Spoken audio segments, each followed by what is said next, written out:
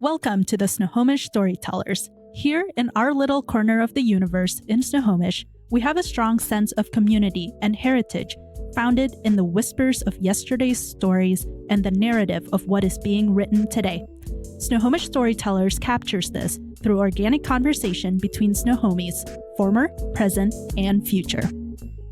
This podcast is brought to you by the historic Downtown Snohomish Association. Our mission is to promote, preserve, and improve the Downtown Historic District as the heart and soul of the city of Snohomish.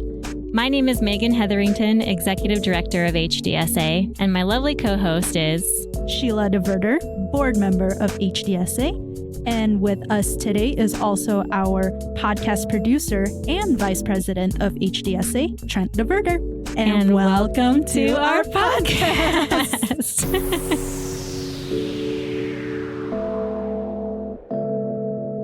Welcome to this episode of Snohomish Storytellers. And today we have a few students from Snohomish High School who are also part of the Snohomish Youth Council. Is that exactly what it's called? Yes? Yeah.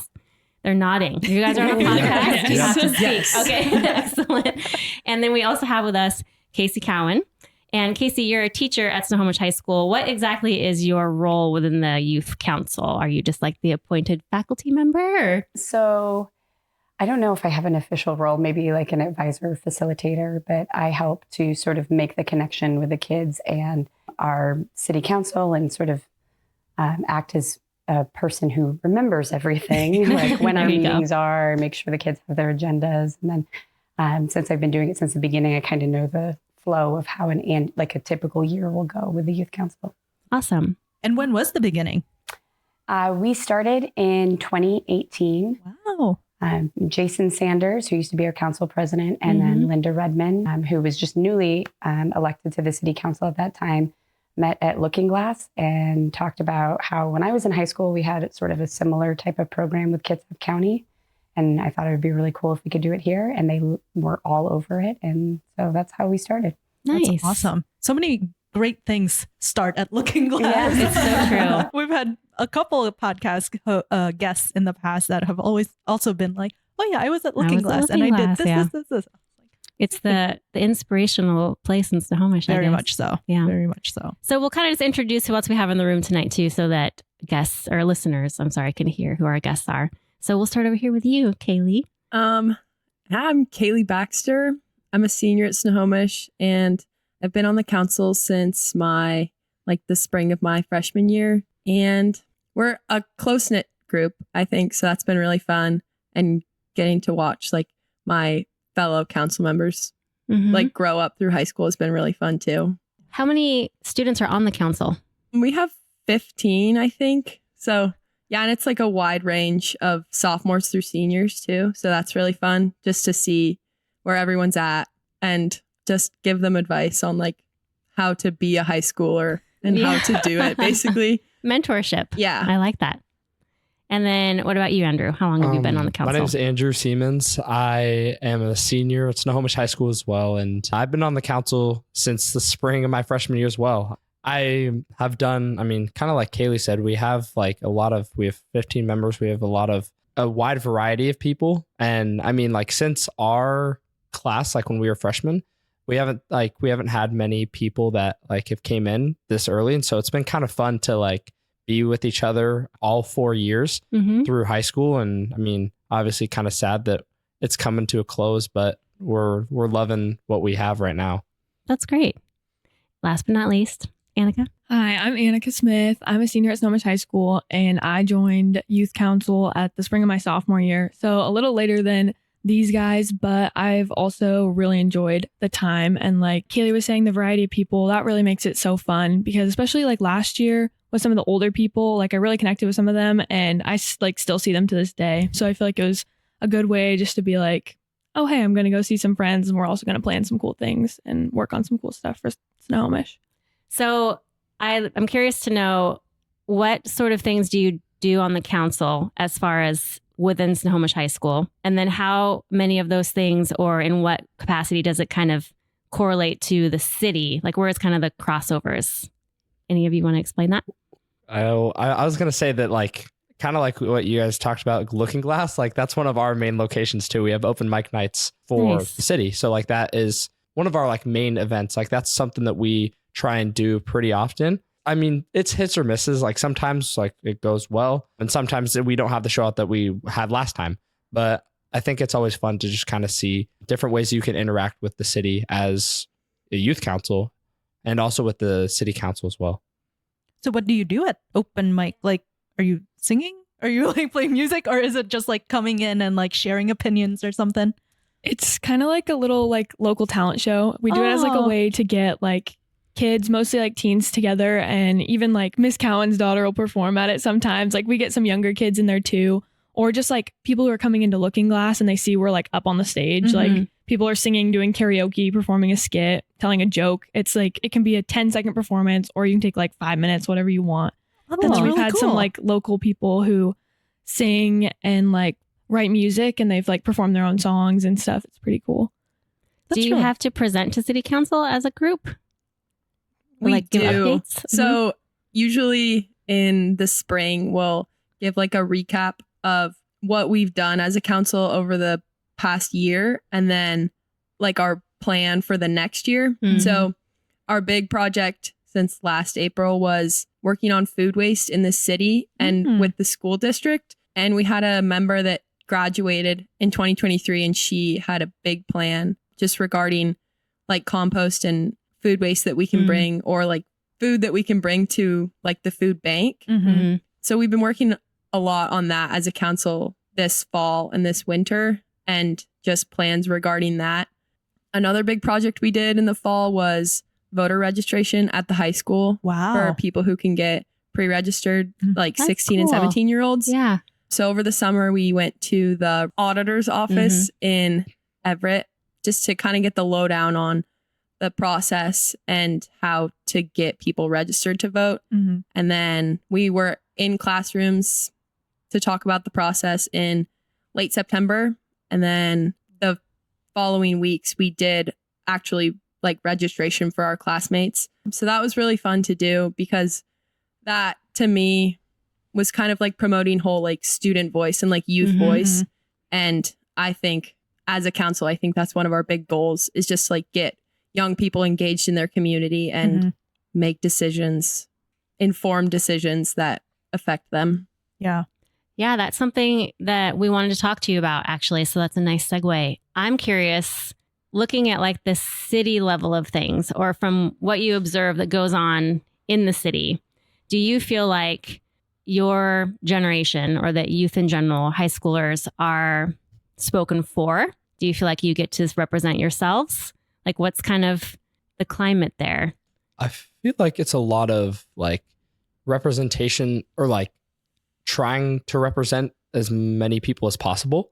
Like as a youth council, I think that we try our best to take all the opinions of our classmates and people that we can affect. So like, you know, all the projects that Kaylee was talking about, like just from, I mean, food waste in general and like voter registration, like you can affect people from sophomore years all the way up to seniors just through voter registration. And then the food waste goes right through the high school and how people dispose of their food and then into the city. And so, I mean, I think what's the word? We like kind of talk and, you know, use our own opinions, but we try and get most from people that aren't inside of youth council. Okay. So how do you guys do that with your classmates and your peers? Or maybe a preliminary question to that is, how did you guys get involved with youth council? Like, did you run for a position, or is it just something that you guys are interested in and you sign up? And subsequently, how do you interact with your classmates and your peers to be able to get that information, that feedback from them? I know for me personally, I had some friends in youth council, and I think like Kaylee was one of the people who kind of like put me on to thinking that was something I would want to be interested in, because I've always been interested in like government and being able to share my voice and have my opinion be heard, especially like working with the mayor and like knowing that she's at every one of our meetings. I thought that was like Wow. something pretty cool. So the application process is basically you fill out a form application, answer some questions, like tell us about yourself. And then it's kind of like a process where we as the old members and like we decide who Mhm. joins. Usually we take basically everybody. Mhm. and yeah, just get a little group from that. That's awesome.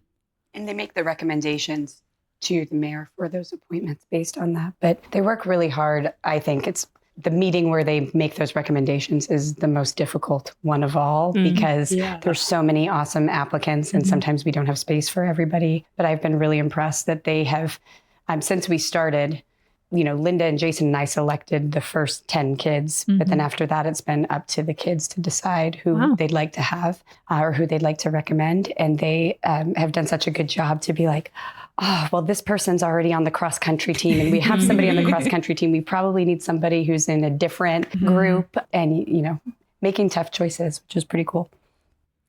That is cool that you have developed a process that way. And sorry, I'll give you a chance in a second. It's also nice to see.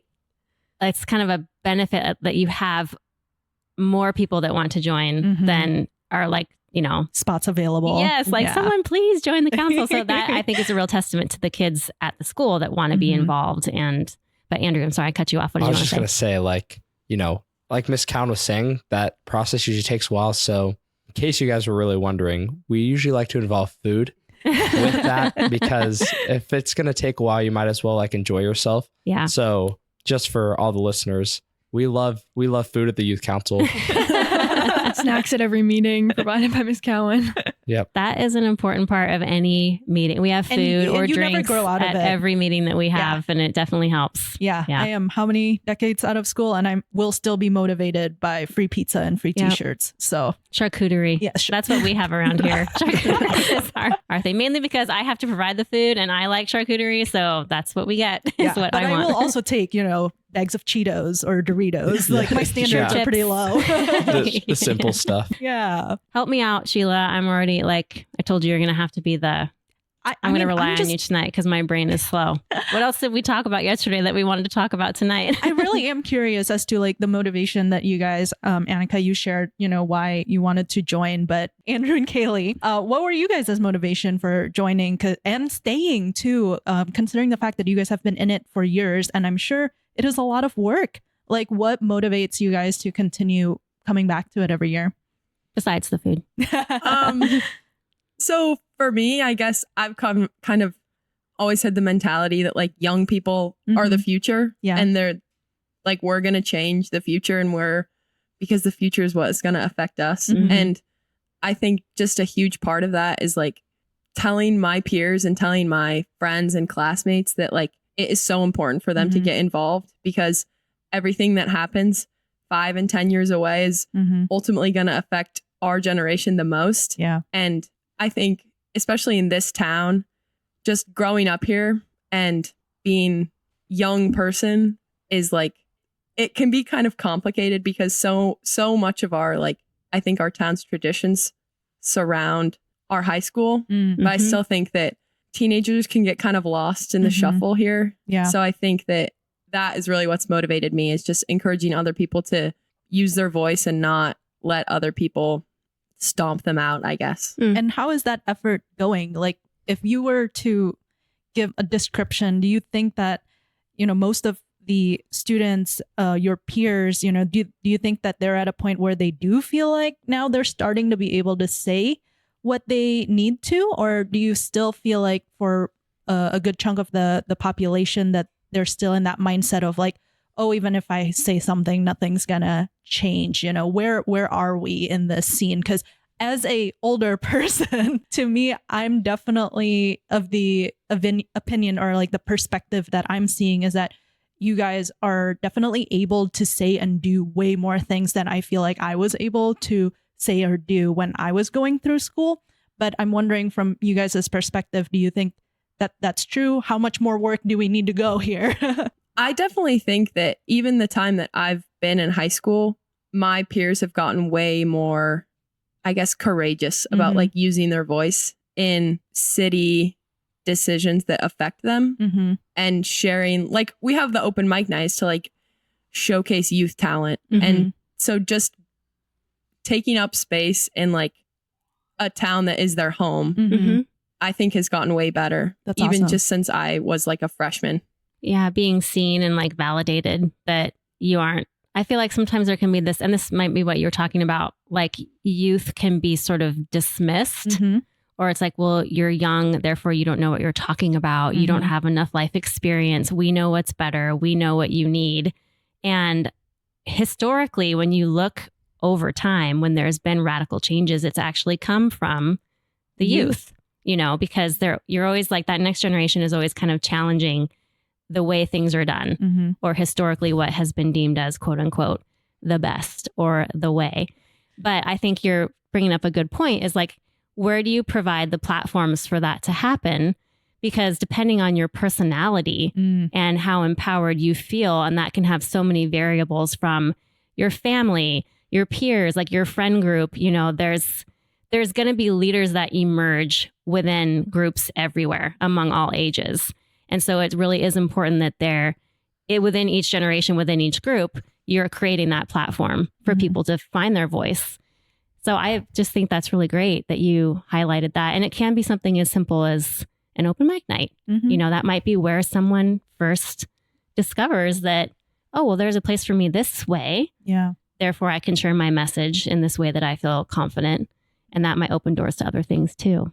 You itching to say something over there? I can see it. I was just gonna say, like, Kaylee's version of why, like, you know, she joined is much better than mine. I'm not gonna lie. Because I was a brand new freshman. I moved from Redmond, Washington, so about 40 minutes south, and I didn't really know many ways that I could get involved. But then my mom came to me with this, and she's like, "You need to get into youth council." I go, "Do I really?" She's like, "Yes." And I'm not gonna lie, I'm really glad that I did. Good job, like, So Mom. sometimes the adults do know. yeah, sometimes the better. adults are the correct ones. I Yeah. mean, that's how it usually goes in my house, at least. And so for me, a lot of it, like, kind of like what Sheila was saying, was staying through it, has been to, like, not only help my community and also, like, try my best to help myself, but it also, like, makes me feel proud whenever, like, family is proud or the people around me are proud of me. And so for that, I think that's been a big, like, pushing factor on why I want to, I guess, help the rest of the youth council, like, make change. You know, it's not going to always be drastic. It's not going to always be huge, but whatever we can do to help the future is, like, what we're, I guess, aiming for.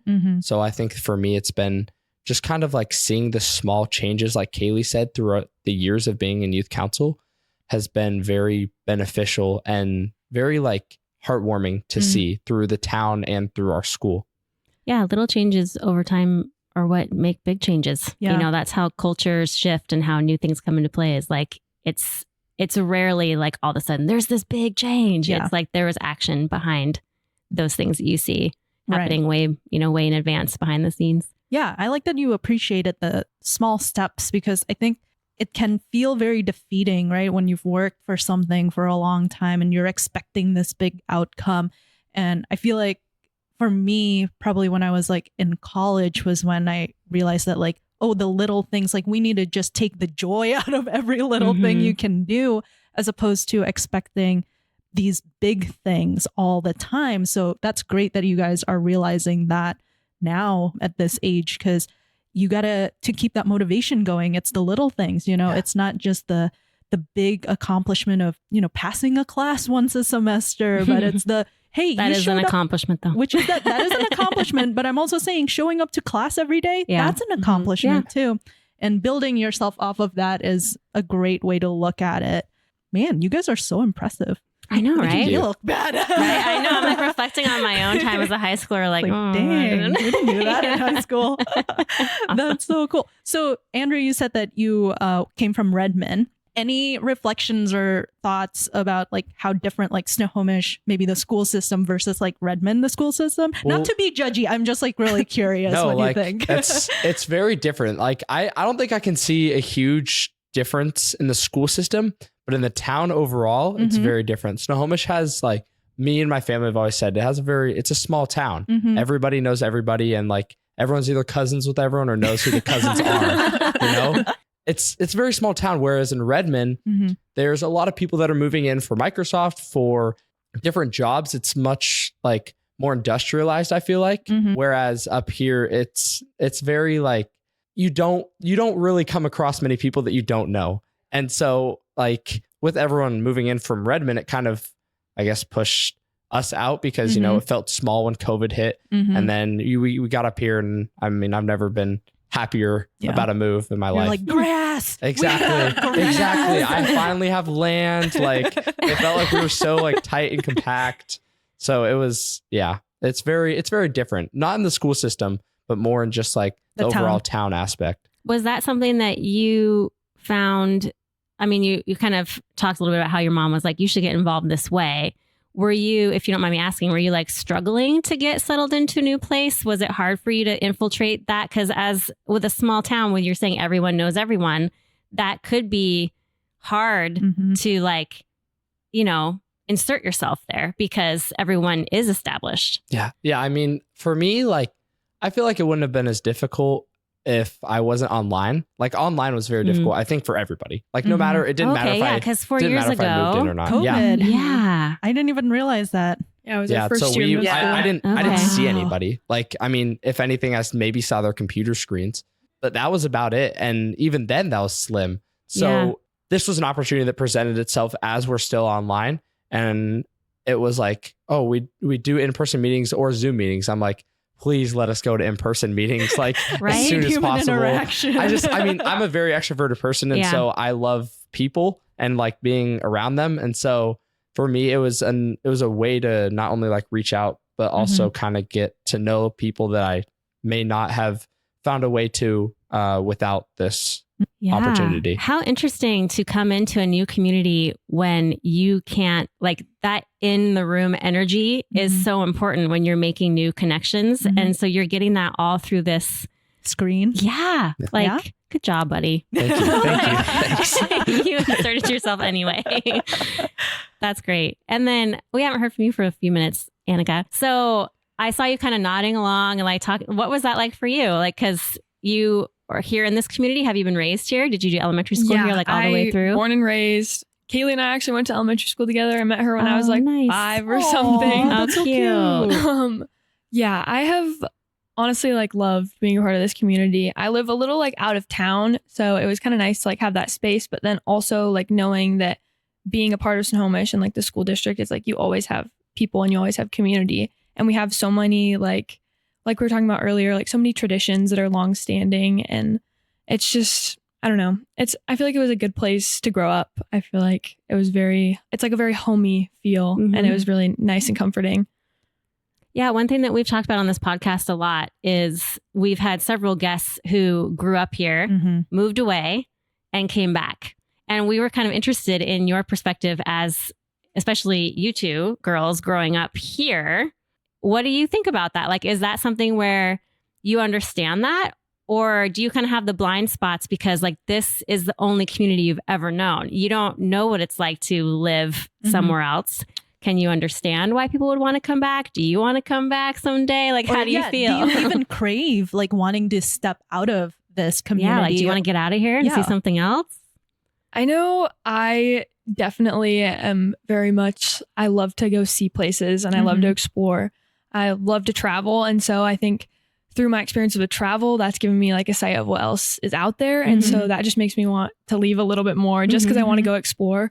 But I definitely could understand why people would want to come back. Like, especially again, like how centered the high school is in the community. Like we have grads from like 30 years ago coming to our football games even. And then like during Serpentine week and like homecoming, everyone's out there supporting everybody. And it's really cool to see. I think it would be fun to like come back and live here, but I also could see myself kind of landing somewhere else. Yeah. It's good to keep yourself open to possibilities. Yeah. How do you feel about that, Kaylee? Well, I'm a 4th generation student at Snohomish High School. Wow, you're a legacy family. We've heard about you guys. My parents met at Snohomish, so they're high school sweethearts. That's adorable. And they did leave. We lived in South Carolina. So I was born here. We lived in South Carolina for 2 years. And then when we moved back, it was really important for my dad to live here because all of his friends are here and our family is here. So I understand the craving to come back here just because it is like a really, really special town. And I don't think that there are a lot of places around here that are like that. I definitely have the urge to leave Mhm. and go out and see other places and live other places. But definitely it's really important for me to have like a home here Mhm. just because I may want to leave and go somewhere else. But Mhm. I also understand how special this place is and Yeah. how special it is to people that come back and my friends that are still here. So yeah, I'm definitely right now wanting to see new places and experience new things. But like if mom and dad were like, we're moving, your childhood home is gone now, you'd be like, I would be you'd really be sad. Okay. Yeah. Yeah. I think what I'm starting to like synthesize is that, you know, you guys were talking about the tradition a lot too, and the essence of Snohomish. I feel like even though Snohomish has progressed, you know, throughout the years, the landscapes have changed, the buildings downtown have changed. We talked about that in our last episode. There is still that core, that heart to Snohomish that seemed to last through the generations, you know, and that's what keeps pulling people back. And I think that's a really special thing. And, you know, the fact that you guys are even recognizing it as you're in the midst of this really growing up and out potentially out of Snohomish. Because I remember I grew up in a small town in Iowa, 35,000 people, which I know is bigger than Snohomish, but we weren't like close to a bigger city the way Snohomish is to like Seattle or even Linwood and Everett, right? Right. And the vibe in the town is always this like constraining, I just want to get out of here. I can't wait until, you know, I'm 18 and I'm out. And not a lot of the sentiments that you guys shared of like, yeah, I want to go out, but I think it'll be really cool to come back. Like a lot of people are just like, when I'm out, I'm out. So I think that's a really special thing. And I'm glad that you guys are like seeing it or feeling it and recognizing it. And I think it goes to show like how valuable the community is in Snohomish, even with the younger folks. Like, well, I thought it was interesting to hear you say, I think Annika, you're the one who said we center the high school. And I've actually never heard somebody say that, but it is true. So true. And I wonder if that is part of why, like if you feel centered in the community as a young person, I bet that really does kind of pull on your heartstrings when you're an adult of like, I've always felt valued here. And that's something that we want to return to. I think inherently we feel safe when we feel valued and seen. And I've never actually heard an adult that I know, I didn't grow up here, but an adult that I know who went to Snohomish use those words of centering the high school. I think that's very true. And I've kind of been reflecting too on like poor Glacier Peak. We never hear about that. Like we don't really hear about the same. And this is totally just my perspective and like conversations we've had. And maybe you can speak to this, Casey. What's that like? Is there like a bias towards Snohomish High School? Is it because Glacier Peak is new still? It's relatively new. It doesn't have the same like traditions. It's not as institutionalized as Snohomish High School, right? I think so, but I think enough time has passed now that Glacier Peak has been building their own traditions. But it does feel slightly disconnected, right, between the two high schools, especially since from when we split to now, too. And I think it impacts us that we're different athletic. I don't know how we're 3A, they're 4A. I don't know our stats, our divisions. Yeah.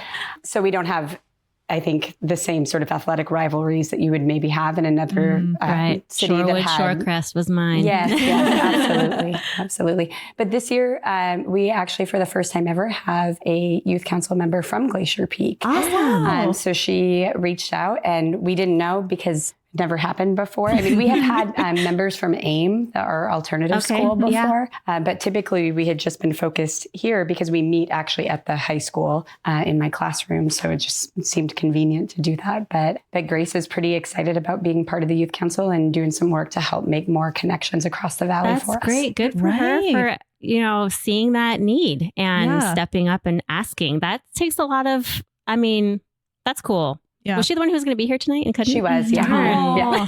That would have been really cool because, representing the youth, like the bigger the youth population is, kind of the stronger the voice can be, right? So that's awesome that you guys are now including the other high school. Yeah, that's great.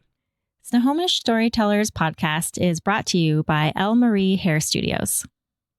So I was scrolling through Instagram the other day, as I always do these days, and not TikTok because I'm not hip enough for that. Oh, you're officially an Instagrammer now. Yeah, just Instagram. But I got to the corner of, the reels where it was like a bunch of hair and makeup tutorials typed, which is funny because I don't actually do a lot of hair or makeup myself on a day-to-day basis, but I'm always so intrigued at the techniques. I know, it's impressive. Right? Like that these people, even like kids, there's a lot of like younger like people that are just like, you take the bun and you slip the thing in and you do this and you do that and tada, you have an updo. And I was like, growing up, I know how to put my hair in pigtails, in a ponytail, and a braid. Yep. That is the extent of my knowledge base. And I think that's why it's really important that when you go to a hairstylist, that they're not only quote unquote trendy, but they're actually keeping up with all of these techniques because it seems like everyone learned new things and you want to make sure that you're getting the top service with the most up-to-date techniques. And I think that's why we love Elmery Hair Studios, because they've prioritized ongoing education for all of their professional stylists to make sure that they're not just learning something once when they went through school the first time around. Yeah. But that they're maintaining their proficiency in all the trends, all the hair techniques that we have coming up. Yeah, because you want to, like, if you're getting, your hair done and you're trying to like stay with the times fashion wise, it's important that you're going to somebody who is going to deliver on that and not something that was even on trend like 2 or 3 years ago. Exactly. Like you want current. So the next time that you need a hair service done, whether it's a routine, haircut, or color, something special like a smoothing treatment, a perm, or extensions, or upstyles for special occasions and even weddings, you're definitely going to get the best and most up-to-date service at any of the 5 Elmery locations. And if you mention HDSA, you'll actually enjoy a special offer of $10 off of a haircut or $20 off of a color for a total of $30 in savings, which is super awesome. Who doesn't love saving money? I mean, I do. So now is a great time to call up Elmery. Make sure you go in and get yourself taken care of. You're going to look great. For more information and to book your next appointment, you can go to elmeryhairstudio.com. That's ELLEMARIE hairstudio.com. So I'm curious from you guys, what do you think, like if you were king and queen of the day or king or queen of Snohomish, what do you think are like the biggest things that you want to like improve or work on, whether as part of the youth council or in general, in how you think youth can be, empowered more or doing more? Tell me what your wishes are. Yeah, the biggest opportunities that we have too. I mean, I feel like for me personally, like with the amount that we try and do to bring voices to everybody, it's difficult. I mean, we try our best to, but not everyone's the same as us. Like, there's a lot of high schoolers that are very laid back or more introverted, and what they do like by themselves or with themselves is, what they find comfort in. We obviously want to try and go out and make change, but not everyone does. And so I feel like for us, it'd be a lot easier if we were all like at Snohomish High School, like more accepting.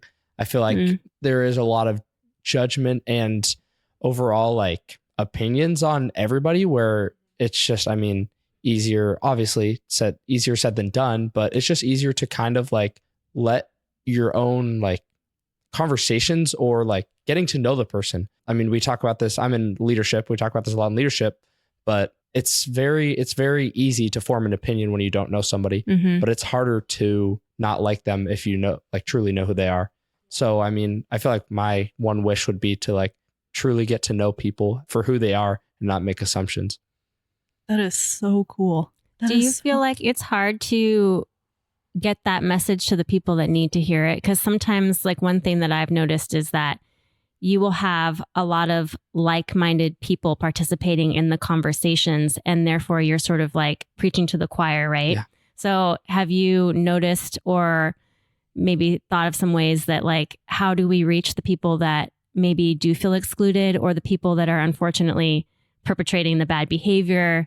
Like, I know these are big questions and it's not like your responsibility, but is that anything that you've noticed or been how do we overcome something like this? I know plenty of people that are very closed off. Like, it's their way or the highway kind of thing.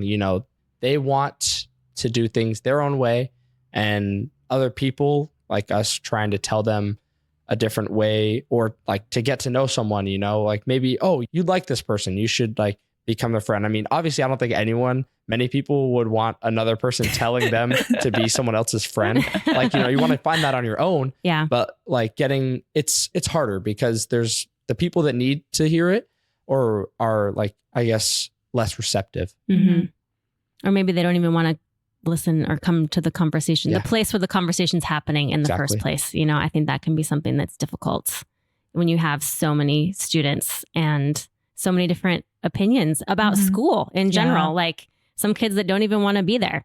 So they don't want to be there in the first place. And no, absolutely do they not want to be participating in any sort of leadership group or having those conversations, or they tune you out, you know, at the very beginning because it just seems like they're above it. Or maybe this lack confidence of why they would, you know, want to put themselves in a room of new people or new opportunities. I think sometimes it's just a reflection of how you're feeling about yourself. It's not so much that you feel that way about others, but being vulnerable and, you know, not knowing what to expect. Like, I think those are all things that we figure out in our youth. So it can be really scary to even put yourself in that situation. Yeah. And I think that's just, you know, part of the human condition. I can even see parallels in the workplace, you know, where there are some people that go in, you know, they just clock in, clock out, they do their 9 to 5 and they're like, I don't want to talk to you. I don't want to know about your family. I don't know what you did this weekend. I am not interested. Don't show me a picture of your dog. Right, exactly. I'm like, rude. But I think it's the ability to find connection with people. And it will be 100 different ways for 100 different people. But the fact that you're even thinking about like that want, I think that shows really awesome empathy. Yeah. You know, and that's really cool. That is so cool. What other opportunities are there? Yeah.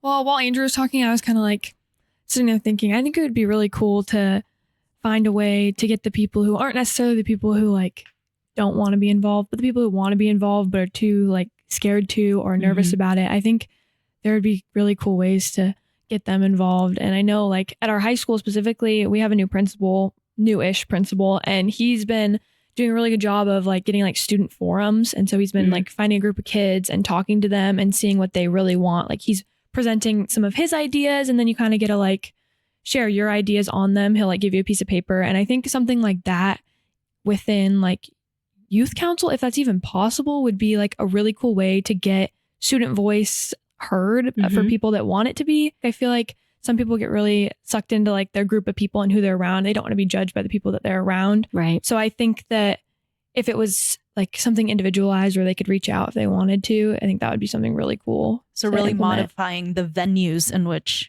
people can connect and show their voice. Yeah.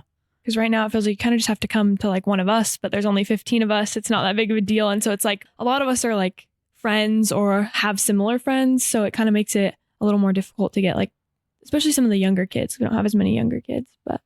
Do like your classmates know that you guys are in youth council? Yeah. Yeah, some of them. Okay. So like you don't have to walk around with like pins saying, I'm in youth council, talk to me. Signs that you carry around. Yeah, we have pretty do. dirty Yeah. ones. I never got one. Oh, stop by my classroom. I've got I'll take it for you. Sounds like you. Okay, and Kaylee. As I've been sitting here pondering, I've just been thinking a lot about like inclusivity. Like I think that Snohomish has progressed a lot, but we still have a long way to go. And I think that on the note of like tradition, people here really love to hold on traditions, but I think that also makes it really hard for them to embrace change. Yeah. So I think the mentality that a lot of people struggle with is that we can embrace change and make people feel loved and valued in this town without getting rid of things that make it so special. Because I think that's what I think a lot of high school students, like what Megan said, we feel valued here, so we want to come back. But there's also a lot of people that never want to come back here because they don't feel valued and they don't feel seen and loved and appreciated just because of like their identity and their upbringing. So I think if there was one thing that I could kind of change people's mentality on, it's just inclusivity, because we all love this town and we want people to love this town. But I think it can be really hard sometimes if you don't feel like the people in this town love you. Yeah. Absolutely. Change Yeah. is really hard, right? Like there's a lot of fear associated with change. And also when some of those traditions or mindsets are being challenged, you know, you can take it personally that, you know, people are challenging their personality, their identity. And it's tough to be able to open your mind sometimes and have that confidence that like, oh, by me opening my mind, it doesn't mean that what I am is untrue wholly, you know? Right. So I think that's definitely a hard challenge that more than our community has, but yeah, definitely I can see that.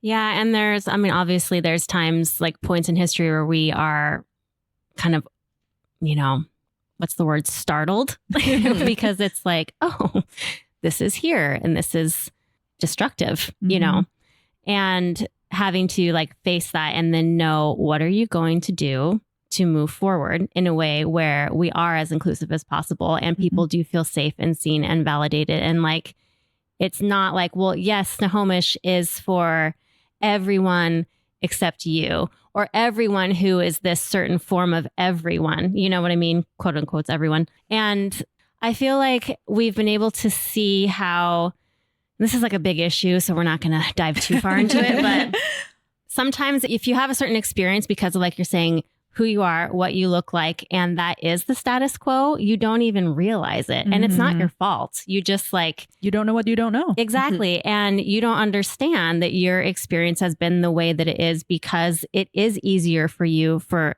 X, Y, and Z reasons, right?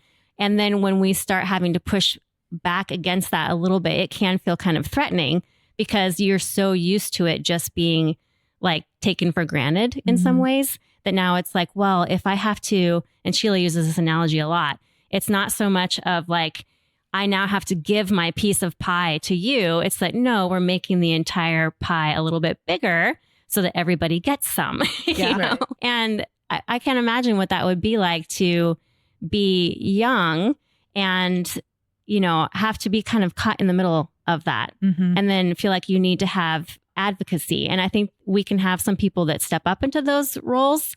And if they're not doing that, then you probably can't wait to get out of a community like that, right? But at the same time, you know, there are obviously other communities who might be more embracing of certain things, certain habits, certain lifestyles. But that mentality, though, it's more of a mentality thing where you will eventually run into someone or get stuck in a community where you're going to hit another wall. It might be the same wall. It might be a different wall. But if you're not advocating or if you're not, you know, finding partners and other peers that can advocate for you, like, you know, the roles that you guys are playing in your school, you're going to continue running into these walls too. So it's like no place is ever going to be perfect. Right. But how can we make it better for everyone, for ourselves? So yeah, very complex things that we're talking about here for a Monday night. I know that went serious. You know, one of the cool things of just watching the kids through the last several years in the youth council is that they have really tried hard to find ways to give people a voice and making sure that they're making connections by going into classrooms for voter registration. In the past, when they've presented to the city council on things like the plastic bag ban, like how do young people feel about this? Ranked choice voting was something that they brought to the city council as well. But they use technology in ways to gather information. They've done lots of different surveys over the years and have really targeted and directed their approach based on the feedback of their peers. And I think, you know, you guys were talking about the kids that maybe don't feel that connection. Almost anybody can fill out a survey, right? Yes. That's a very safe access point. And it's impressive, like what they actually get back and the numbers that turn out when they ask people for their input. So yeah, I think that's an important topic that you're talking about with like where it's so great to have that leadership pipeline from young people because you guys are more familiar with the things that your generation is using, you know? And actually, this is just kind of a funny tangent, but I got to. I say I had to because I was scared, but I had the opportunity to speak to the high school when I was running for city council. And all of the mentors, and they were all women, all of the women that I had who were like helping me with the campaign were like, you should definitely take a sign-in sheet. So if any of the kids like need volunteer hours, they want to get more information from you, they can fill it out. And I was like, sign-in sheet. I don't know. Like, I think maybe something digital would be a good idea, you know? Like, so follow me on Instagram and I'll get back to you. Yeah, so I like created a QR code. And I remember showing that to these women and they were like, wow, a QR, what? They can just scan it and just fill it out right there. And I'm like, yeah. And they were like, that's why you're going to be such a great candidate for city council. But it was just funny, like the ideas of like the generation that's like a few above me. And I was like this little bridge between like how they know to campaign and who I was going to speak to at the high school is like this revolutionary idea to these women. And to you guys was probably like, QR code. QR codes are so Seen that like before. 2015. Yeah. There probably was an even better way that I don't know about that would have been like the way to communicate. But it was just a funny like little realization of all these groups coming together, you know, over this one thing. Okay, so we have a question from our podcast producer, Trent, for the guest here tonight. And the question is, what is one thing that you want the people of Snohomish to know about from the high schooler perspective? Thank you, Megan. I needed an assist there.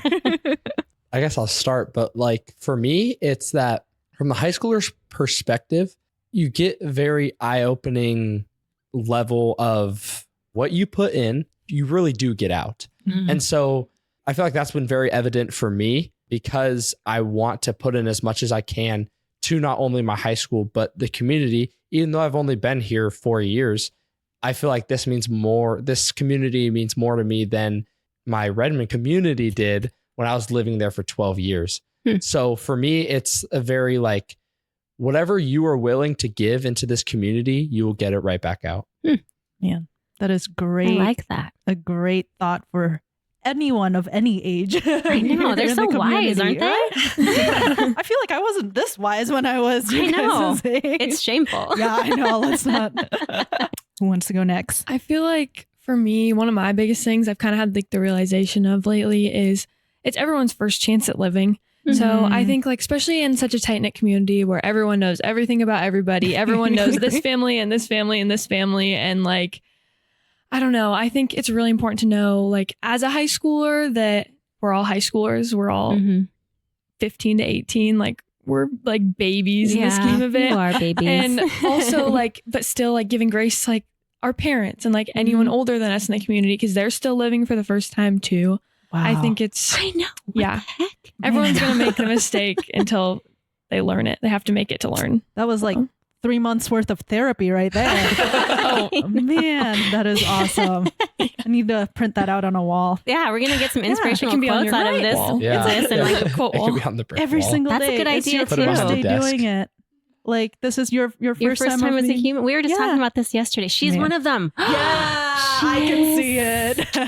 Okay, we'll have fill to you talk in to you on that after. I guess for me, I just want people to know that as much as sometimes teenagers can like seem like they don't really care, or they don't know what's going on. I know we already talked about this, but like we really do. And I think that sometimes we can get like complacent in wanting to give back to our community, like what Andrew said, because we don't really care about getting anything out of it. But at least for me, and I think for a lot of my peers, we care a lot about what happens here.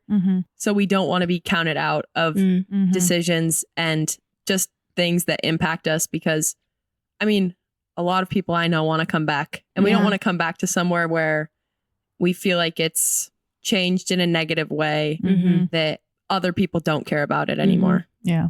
If you guys could, like having said what you just shared, if you could wave a magic wand and have us do exactly what would be the best way to support you in those things, what would that look like from like our generation and above? I think just like, again, kind of what Kaylee was saying, just having the mindset that like all of us like want to be involved and we're not like as helpless or like young in like quotes. Like, I guess like our mind isn't as young as you think it is. Like, I feel like kids like and teenagers, there's a lot more like going on in our head than what we portray that we know.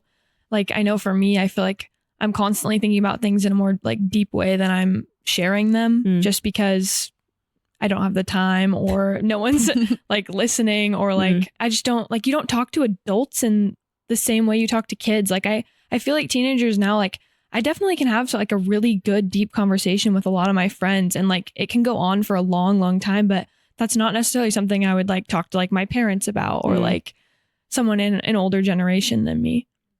Yeah, that you guys are talking about really deep, meaningful things. Yeah. I think kind of like going off what Annika said, like, and how Kayla was saying, like, we don't seem helpless and like we don't care. I feel like people like us, there's many more like us that are very like sophisticated and want to kind of like just try and help out. I mean, but we get overshadowed by the way that people view high schoolers. People in older generations view us kind of as we're kind of like guinea pigs, you know, and we are, a lot of us are. And so, I mean, basically like I just feel like, you know, as a high schooler, it's all a test. Like it doesn't matter what you're doing, but everything is a test and you're going to make mistakes. You're not going to always get 100% on your tests. You're not always going to do the perfect thing at the perfect time. So being accepting of high schoolers and trying to help them figure out where they want to go, because we're all trying to figure it out at the same time. And so if we could just have, I guess, the older generation be more like accepting and know that we are going to make mistakes just like they are. Everybody does. And so because of that, it just would be a lot easier if we could have not only like adults, but also other high schoolers as well, be accepting of others' mistakes and trying to help them where they are. Yeah. What do you think, Kaylee? How could we best support? Like I picked up on what you said about like, if you do go away for a while and you come back, you want to come back to a place that is like, it hasn't changed for the worse. Like it's continuing to evolve forward into things that are positive. I just want to be understood as a young person that like, I know a lot about what's going on and I'm not the only one like that. Like I know a lot of people in our group and even people out of our group are up to date and get what's going on and have a lot of thoughts and opinions on it. Yeah. And sometimes we just need to be heard in, I mean, like what we're trying to do, like given a platform to share that. So I think that would be the most important thing for me to give you credit. Yeah. Like you're invested. Because we really do care. Yeah. I care a lot about this place and I care about the people in this place. Yeah. So maybe the adults need to do less talking and do more opening of their ears, because you guys really have great thoughts. You guys are deep thinkers, like Annika was saying, and it seems like you guys might get overlooked, or, you know, the thinking is that, oh, you guys don't know, you know, what's going on in the world or the current events or, you know, what's important. And it turns out that you guys are. And it's just, we need to listen to what you guys have to say about those topics. I think a lot of it might also be overflow from, at least I feel like in my generation, a lot of my parents was protecting me from the world, right? They don't want the kids to know about the wars. They don't want the kids to be scared because of, you know, different bad events that are happening around the world. And sometimes that protectiveness can last a little too long, maybe. And you guys, obviously a different generation too with the internet. You know, I still remember when I had to do school projects with the internet, it was dial up and you print out one picture at a time and that was all you can do. I had to go to the library and check out laser discs. Remember those, Casey?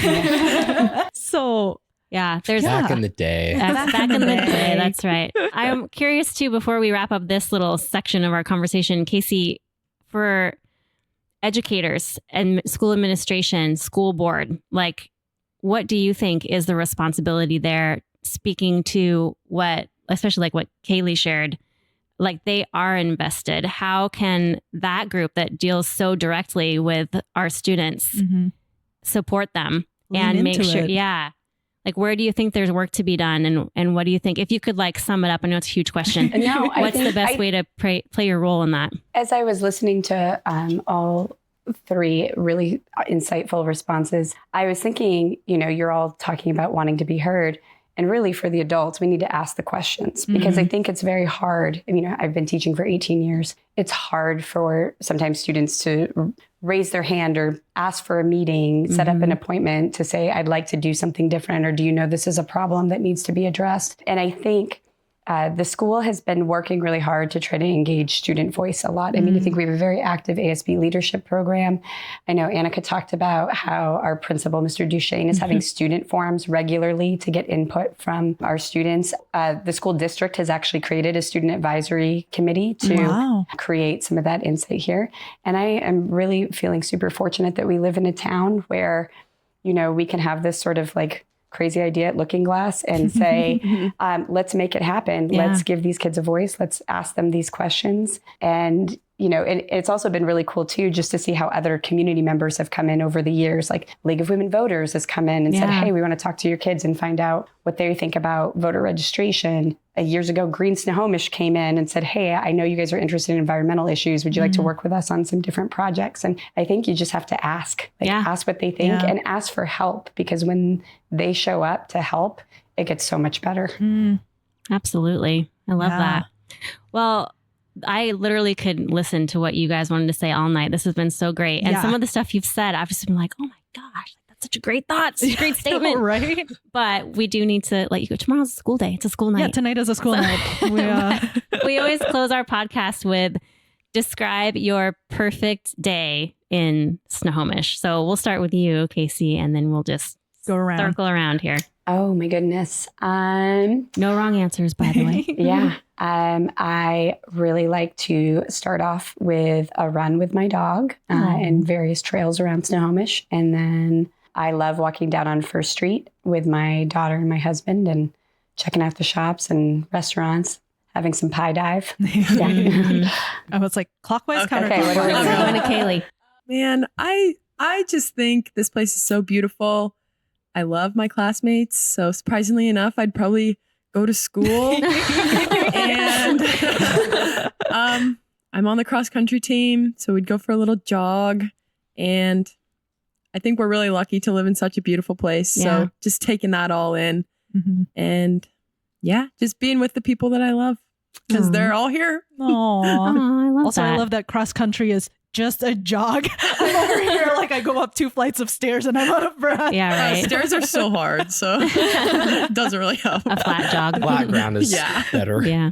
I think a perfect day for me in Snohomish, I don't know. I really agree with Kaylee, like the scenery. I don't know. I feel like there's a lot of things like outside like of Snohomish, like I'd want to go on a hike or like go down to the waterfront or something. But I think in Snohomish specifically, probably just spending time with like friends and people I love in the community. I think that's like a really big part of it for me. Or even just being like around family or around home. And yeah, maybe come get a good little dinner downtown, do some little shopping. I don't know. Pretty like chill day would be a good Snohomish day. Love it. For me, I feel like it'd probably be a Saturday because I'd want to sleep in. I do love my sleep. I know Kaylee loves to go to school and see everyone, but I do love my sleep. And then I'd probably get up and be productive, kind of get a workout done. And then on top of that, probably just try and like everyone has already said, my house has a very good view of the sunset. So I love watching the sunset from my house. And especially with the snow, it's been really, really pretty. So definitely watch the sunset from my house and then maybe go out with some friends to get dinner. One of my friends works at Spada. And so we went to visit her, I think 2 weeks ago. So that was fun. And probably spend a lot of time with my family. I am a big family man. I love my family a lot. And so I would probably spend majority of the day with them, whether it's playing games or playing Xbox with my dad. Oh, that's amazing. I mean, whatever it is, or just watching football. We're a big football family too. So nice. Just a lot of family activities. Wow. I would probably get some froyo from Top It too. Oh, yeah. Honestly, it'd have to be a Monday. Yes. Gotta get that $5 fill up. Advertise. Yeah. The football card. This is a Top It ad. Yeah. Top It comes up in You should sponsor us next time. Yeah. Almost every episode topic comes up. Yeah. They really should just sponsor your podcast at this point. Yeah. It's a free $5 Philip is the best sponsorship. thing to happen in this town. So. Every Monday. Did you guys go there today? No. No, there's still time. There's still time. Right. Yeah. We'll hop on over there. Yeah. You totally should. Well, thank you guys so much for coming in on your day off too and talking to us. I feel like I've been enlightened I've been energized, and I've been given a lot of hope that the next generation, they got this. Yeah. They understand what's going on. They're doing something about it, and that they're going to rule the world. Yeah, I think we've learned tonight that our Snohomish youth are definitely a group to be proud of. Mm-hmm. You know, just you guys representing tonight in this room. I'm proud of you. I think you guys are super cool. Thank you. Keep doing the great work. And thanks for spending your night with us. We appreciate you. Yeah. Hope to talk to you guys again soon. Yeah, and you need to Absolutely. come back and let us know how everything goes, if it was a place you wanted to come back to or not, and all the travels that you had, Either that where or you I'm went. out of the country. It's like So a 10th true, Annika. episode of Snohomish Storytellers. Yes. We'll have Annika Hey guys, back. I'm back. Awesome. Thanks, guys. Thank you for listening to today's episode of Snohomish Storytellers. Keep writing those stories, and we will see you next time. Bye. Snohomish Storytellers, brought to you by the Historic Downtown Snohomish Association, produced by Red Trucks.